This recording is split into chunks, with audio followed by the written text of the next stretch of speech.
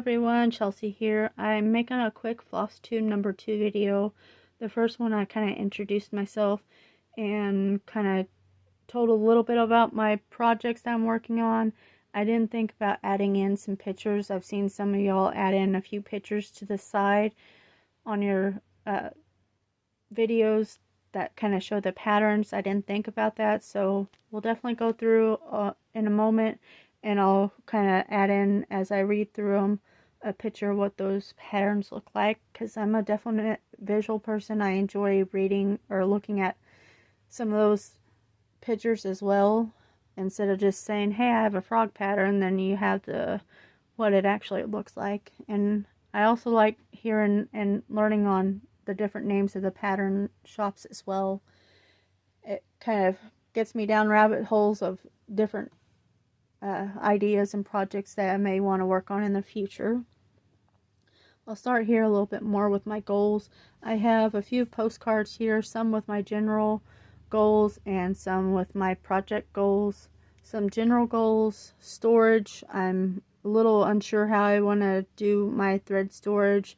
I'm looking into, I like my floss bag storage that I have going for my Eagle project with all 90 colors, that I can just flip through the pages and find that certain color and pull it out. I like having the threads together and just pull out little amounts. The drawers would work similar to that. I've seen several of y'all have that system going. I enjoy that. And even having the little DMC numbers to the edge. I just kind of wonder a little bit about having other colors as well, like I have a few JPN coats, I have a few color work threads, and then of course the Amazon Le Panon, I think is what the brand name was. I got to look in later on it and found out the brand name. Kind of a generic kind of friendship bracelet type. I'm a little unsure how to organize the different types, or if I just kind of want to store all in different, since the JPN coats has their own numbering system, maybe doing the numbering system and having a binder full of those and so on for other brands. Same sort of concept going through with the patterns and threads. The threads may be an online sheet too for that, so that when I'm out shopping I don't buy duplicates. I like that idea for everyone that's done that. It does seem overwhelming to be able to have to say you have a whole set of the DMC threads. I could see where it could be overwhelming to compile it in your Excel sheet and not want to put the energy towards it, since I'm just starting out, and as I go shopping or finding yard sales, thrift shops, or I buy on my own project to project basis, I think it'd be easier for me to add into Excel as I buy and as I do my projects and as I gather. That's going to be a definite start for me if I'm going to do most of it. Better hop in now to separate my fabrics. Oh, hey, I got this at this store, and categorize it that way, because it does seem overwhelming to do large amounts at a time. So another goal, as I had stated in my other video, I'm holding my phone and videotaping for you guys. I'd eventually like to get a phone or camera stand so I can be hands-free and more hands-on for you guys. Into more of my project goals, I have been extremely focused on my Eagle for some reason. It was my third project. A sampler was my second project, and a small book marked my first. And then my Froggy was fourth. But I had finished it after I'd started my Eagle. I needed some breaks, so I did the frog, and I was really excited about it, and I was needing a break. But my Eagle has taken up 7 months out of the about year worth of me cross-stitching, and for some reason, I guess with it being the first huge progress or project that I've done, I want to see the progress of it, and I'm excited to get it done and get it framed, and that's been my main focus. But I'd also like to focus more on eventually, after I get that done, I'll be able to bounce between small little projects or multiple projects and go at more of a relaxed pace, even if it's a huge project like the eagle. I want to do a stitch along project. I think I have one listed here that it was a stitch along, but all parts have been released, and I want to actually join in one and not have like all, like here all of them are. I want to enjoy the excitement for the next piece to come out. So that's on my list to do. A project with some back stitching. Some of these patterns that I have here do include, and another pattern I have and was given the other day has some back stitching in it, so I'm excited to do some with back stitching. Talking about other stitching, heard some of y'all have different like sizes of stitches, so I'd like to practice the different types of, like, I think it's half stitches, kind of work on different stitching as well, find projects that work on the different stitches. I'd like to try a beaded or a sequined. I've seen where I think more beaded pieces than sequined pieces. I'd like to learn how to get that inquired in some of them. I don't know if that'd be projects that I'll want to work on all the time, but I want to find just a small simple one that will include that. And then I've been eyeing other Christmas stockings. I've never found one yet that I've wanted to buy. I know that we usually we haven't been bothering here mainly with stockings for Christmas. We just kind of wrap up our gifts and give. When I was growing up, we did have some stockings, the generic red and some white fuzziness around.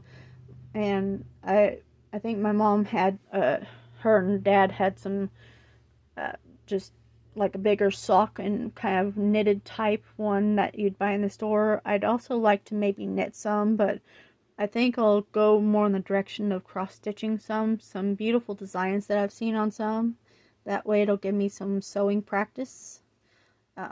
That's it for like project ideas that I've ran across so far that I'd like to focus on eventually. It doesn't have to be right now, but eventually in my cross-stitch journey, I want to try projects that have that. In my list here, I picked out a few of the more prominent ones that I want to work on and kind of in order.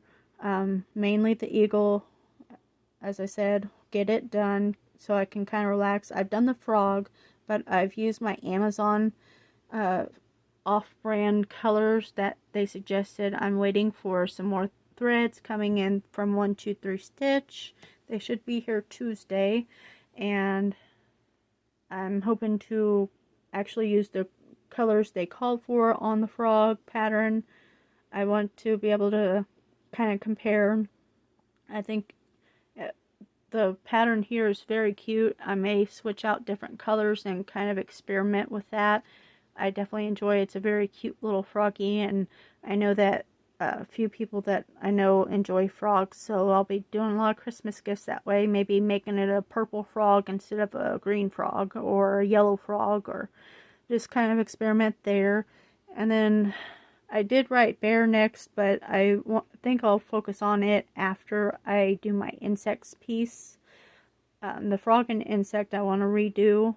The frog with the original colors called, and then the insects, I've got the original colors coming in for it. I was going to go through my stash and do the same thing like I did with the frog, but for now I think I'll do original called colors on it. The mushrooms and turkey. The mushrooms is a pattern I did on Floss Cross and for personal use to create a pattern. Mom and I always liked going mushroom hunting for morel mushrooms, so it's a morel mushroom pattern.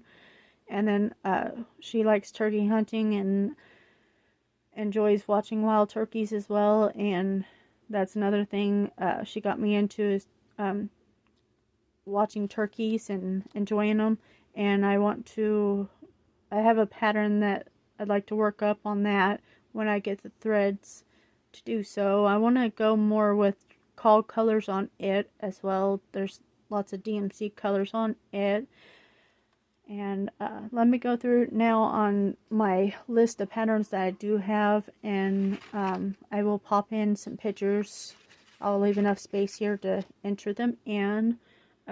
First we have the bald eagle, and then I won't add in the pattern for the frog, but you can see here the finished frog and what he looks like, and I'll definitely mix and match some colors on him for sure. The Happy Haunting is a Halloween one. The Insects one. And the Grizzly Bear. It's a monochrome one. The Bison. The Bee and Clover. And then I'll share the Morel Mushroom picture and the Wild Turkey picture. I won't bother much with the arrowhead, as one I created, but I need to do more editing on and share the seasonal sampler in my first Flosstube video. And let me share a little bit on some of my findings.